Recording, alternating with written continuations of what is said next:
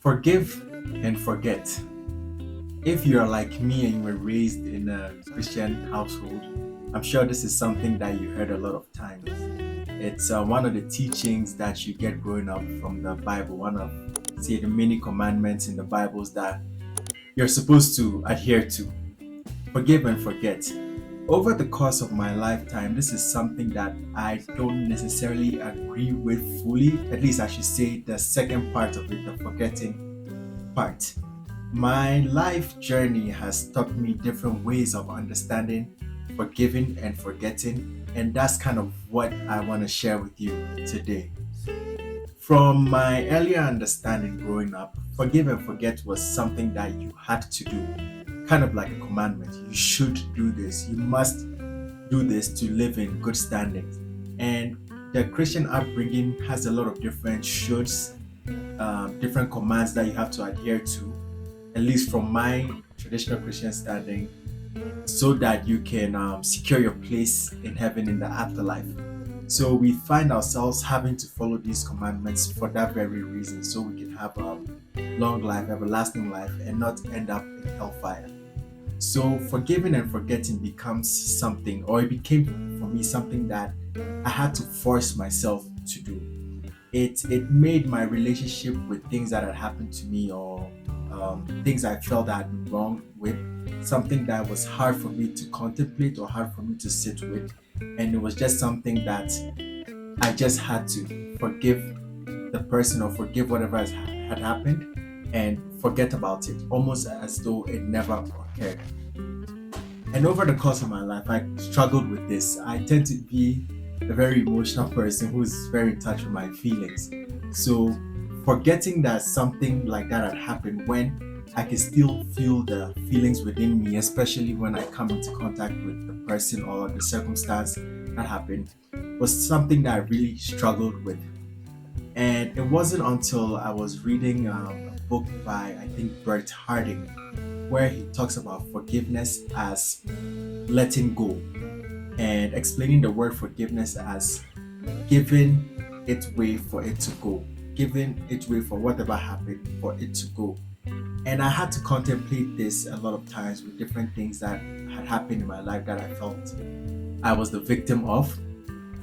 And over time, what I have come to understand with forgiveness is forgiveness actually gives you power, or it helps you get in touch with your emotions, and it helps you understand the nature of the situation that happened where you felt wrong.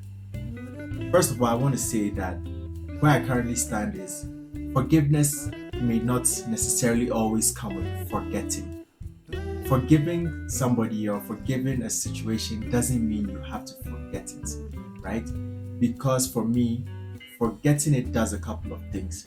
First of all, it can put you in denial of the emotions or the actual thing that occurred. And then what you do is you push your emotions to the side and pretend that it's not there. So you don't even get to work on releasing the emotions. And then the emotions get stored in your body, which can cause different diseases and different things.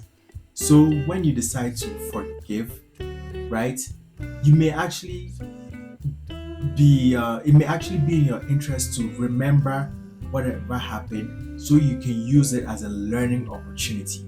When you forget it, it's almost like it didn't happen. Then it can happen again. It's almost like you're wiping it from your memory. So then there's an opportunity for it to occur again and for you to feel that pain all over again.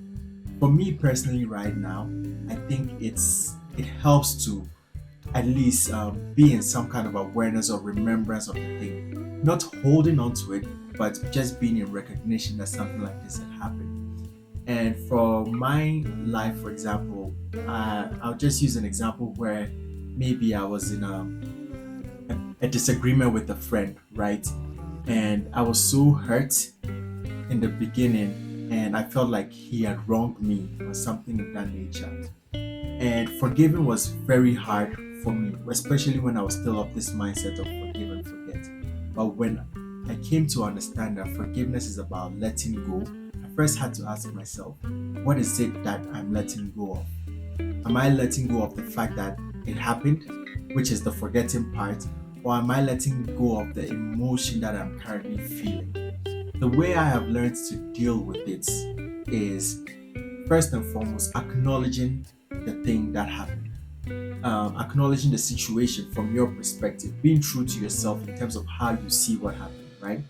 And secondly, acknowledging the emotion that you're feeling. So for my situation, one of the ways in which I healed from it was acknowledging the circumstance and seeing that, okay, this was the story I was telling to myself. This was the story from my perspective. And this was how it was making me feel. And in acknowledging that emotion, throwing the light of awareness of that emotion, I feel like it's respecting that emotion and saying that, okay, I see you, there is a space for you here, and I'm holding that space for you so that you can actually be. Because I realized that not giving space to that emotion, denying it, only makes the emotion want to either get louder or manifest in different things. So, like I was saying, if you deny the emotion, sometimes you may not necessarily experience the emotion like you did before, but it may end up in some other part of your body, maybe a back pain or a headache or a shoulder pain or something like that. Is the emotion looking to call your attention to say, hey, I'm still here? The emotion you felt from whatever activity or whatever thing that's happened that made you feel wrong, that you feel like you have to forgive the person for, or you have to forgive yourself. And so acknowledging that emotion for me was the first step. And once I acknowledge that emotion, I see it, and then I ask the emotion, what information are you giving to me? What are you telling me? And what I realized a lot of the time was that the emotion was always or is always dependent on the story, on my belief about what was happening. So from that standpoint, I then asked myself, okay, if this is my belief, then surely the other person must have another belief about it. So in my case, it wasn't really necessarily possible to be able to get into that discussion with the person, but I did my best to try my best to see what the other person's perspective is, to at least empathize, because sometimes people may harm you or cause you pain in a way that is not necessarily intentional. So holding that space of empathy for the other person as well, and their perspective and their story and why they may have done what they did, is also another way of helping you understand the situation and seeing it from a new perspective, which allows it space to be able to even move and go. Everything in reality flows, and it's the same with the emotions or the circumstance that happened. When we decide to hold on to that circumstance, right, or that emotion, what we're doing is we're making it static and we're making it fixed. In nature, everything is in flow, and when you need energy to be able to fix something, and when you are fixing that emotion or that energy or that past occurrence in you, you are just exerting excess energy, which is just going to make you tired or going to cause you pain, and so on and so forth, in such a way that every time that thing comes up, it's like you have to be angry again, right? So, from the point of empathizing with the other person and understanding that, okay, from my perspective, this is what happened, and I hold space for the other person, I realize that it gives me a new perspective on what is happening. And then I see that, okay, this is an emotion that happened based off a certain occurrence, right? So then now, how do I deal with this emotion? It's not about pushing it to the side, like I said, it's holding space for it and seeing it as something that can teach me, right? And one of the things I've come to learn about forgiveness, or being able to forgive and letting it go, is realize that everything that happens has a positive side and a negative side. And there's always an opportunity to learn from it. So then the emotion or the pain I'm feeling has something to teach me, not only about the situation, but also to teach me about myself. In my particular situation, I learned a lot about myself and how perhaps I reacted to the situation, why I felt like the victim. It taught me about my perspective and my belief systems, and it also showed me other things from the past that maybe I've had a similar reaction towards. So that one particular situation helped me also let go of other pains that were similar to this. So just that switch in mindset literally just opened the space, freeing up all those locked up energies. And it's like this particular situation, this particular emotional energy was able to pull out all the old other ones and let them go as well. Because one of the things we sometimes forget is, if you're in an altercation and you feel like you've been hurt or you feel victimized and you're feeling the pain, when you hold on to the pain, you are the one feeling the pain. So the person who you feel you need to forgive may actually go on with life and you continue holding on to it. So the important thing for me about forgiveness is not necessarily even about forgiving the other person, but also forgiving yourself. Forgiving yourself for the perspective that you had on it, which made you hold on to the energy which was causing you pain. Forgiving yourself for the addiction that you probably have with that particular emotion. Forgiving yourself for your own old perspective, letting the light of awareness illuminate that perspective and allowing it to flow and leave. And when this happens, what I realized is that once you allow the emotion to be, and you acknowledge it and you show it love and you thank it for the insight that it brought you and it leaves, this gives you a new level of awareness so that whenever new situations like that appear or come around again, you're able to see them like that and you're able to let them go. So it's like the situation and the emotion helps you develop a new superpower. So this is just a simple overview on how to relate to it. But of course, there's practical ways, right?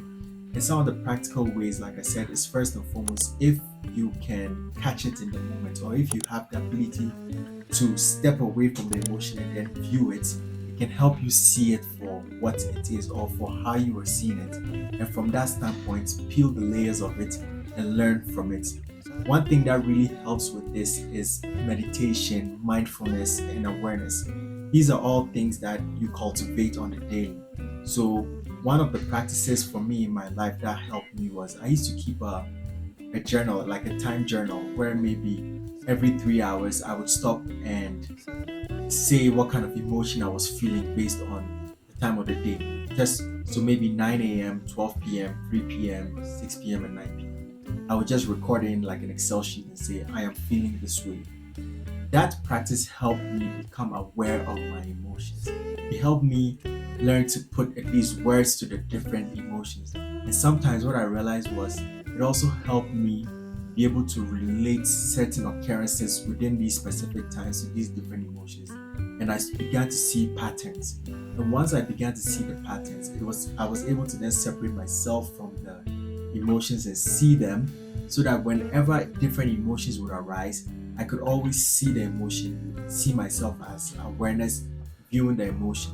That way, I wouldn't get too entangled with that emotion and become one with it. But that bit of and that bit of separation allowed me to see it, investigate it, and learn from it. So that's one practical aspect.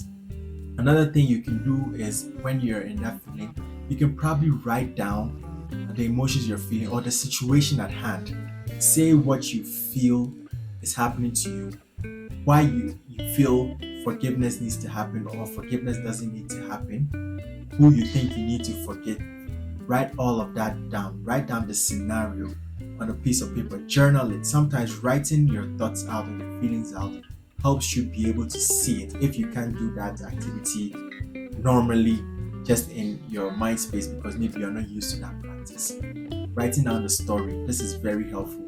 And the more you do that, the more you attune your system to be able to detect some of these things, right? And I also want to say that the third practical way of learning to get into this way of forgiveness is making it a continuous process. So this is not a one-time thing because perhaps most of us are used to the old paradigm of forgiveness where it's like, okay, I have to do this and forget about it. But forgiveness is a continuous process. It's like a new program that you're writing into the system. So you have to continuously do it. You have to get into the practice of forgiving.